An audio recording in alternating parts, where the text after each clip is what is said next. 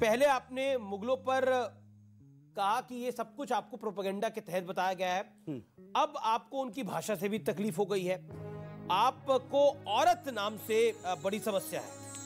औरत शब्द आता कहां से है? 16वीं सदी में हमारे यहाँ औरत शब्द का प्रादुर्भाव हुआ।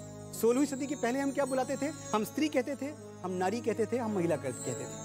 16वीं सदी में जब एक इस्लामिक कल्चर यहाँ सेट होना शुरू हुआ तो ये शब्द आने लगा, उन्हीं के साथ आया। क्या है औरत का मतलब? औरत एक अरेबिक शब्द है और अगर आप डिक्शनरी में जाके इसके डिटेल में जाके देखेंगे तो ये बनता कैसे है, एटिमोलॉजी क्या है इसकी। औरत बनता है अवरा शब्द से, अवरा। अवरा का मतलब होता है फीमेल जेनाइटल्स, योनि। ये एक संस्कृति होगी जिसने औरत को सिर्फ उसकी योनि से पहचाना होगा। हम औरत को, हम स्त्री को उसके चरित्र से, उसकी कीर्ति से, उसके यशगान से पहचानते हैं।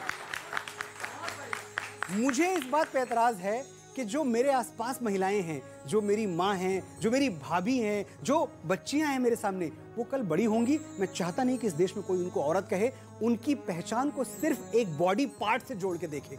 इस पे मुझे एतराज है सर। आप पर आरोप है कि आप जातिवाद को बढ़ावा देते हैं। आरोप क्यों है मैं ये भी बता देता हूं आपको। आपने कविता लिखी जिसमें आपने लिखा जियो तिवारी जनेऊधारी। इसके बाद कुछ लोगों ने कहा कि आपने क्रांतिकारी को भी जाति के बंधन में बांट दिया है।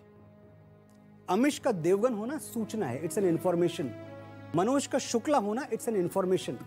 उस इंफॉर्मेशन को जो छुपाते हैं अपने स्वार्थ के लिए, अपने निहित स्वार्थ के लिए, वो गलत कर रहे हैं। या मैंने एक सही बात बता दी, मैंने सही बात बता के गलती की।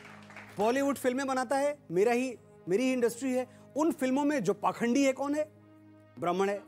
जो धूर्त है कौन है? ब्राह्मण है। जो चालाक है वो कौन है? ब्राह्मण है। जो डंडी मार रहा है सौदा देते हुए वो कौन है? ब्राह्मण है। तिलक लगाया हुआ है उसने। और मदर इंडिया जैसी फिल्म में जो के किसी की इज्जत के साथ खेल रहा है वो भी तिलक लगाया हुआ है उस वक्त उसने, वो ब्राह्मण हो या शूद्र या वैश्य हो। जो मुहावरे रचे गए हैं, मुहावरे क्या हैं? गुनाहों का देवता, पाप का पुजारी, हवस का पुजारी। भाई हवस का पादरी क्यों नहीं हो सकता? पाप का पादरी क्यों नहीं हो सकता? हवस का मौलाना क्यों नहीं हो सकता? क्या कविता थी जो आपने पढ़ी थी, जियो तिवारी जनेऊधारी? मलते रह गए हाथ शिकारी, उड़ गया पंछी तोड़ पिटारी, अंतिम गोली खुद को मारी, जियो तिवारी जनेऊधारी। काया से जैसे बजरंगी, शिव के जैसा तेज भुजंगी। काया से जैसे बजरंगी, शिव के जैसा तेज भुजंगी।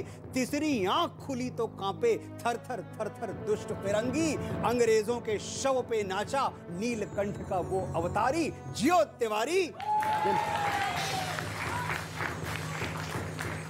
आप राष्ट्रवादी हैं, आप ब्राह्मणवादी हैं, आप मुंतशिर हैं, आप शुक्ला हैं, आप हैं कौन? ये भी जानना चाहते हैं, मैं भी जानना चाहता हूं और ये तमाम दर्शक भी जानना चाहते हैं। समझना चाहते हो कौन है हम? समझाइए। तो वेदों की ऋचाएं पढ़ के देखो। समझना चाहते हो कौन है हम?